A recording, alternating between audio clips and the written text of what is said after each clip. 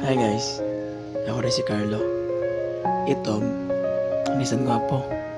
Pero, natay panganday. Tara, kuyogay ko ninyo. Kuyogay ko ninyo ang ako mga kauban.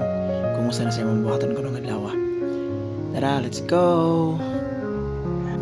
So karon, ang amo ding buhatan is another setup for a wedding. Sa among grupo, daghan gud kayo may mga 8 or 9.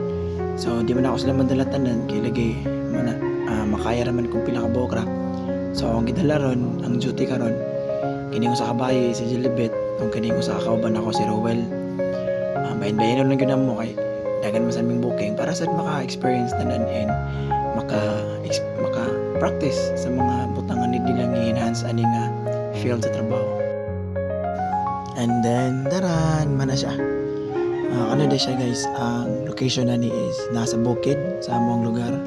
Bukid sa Hinatilan, Anaw, Hinatilan, Cebu.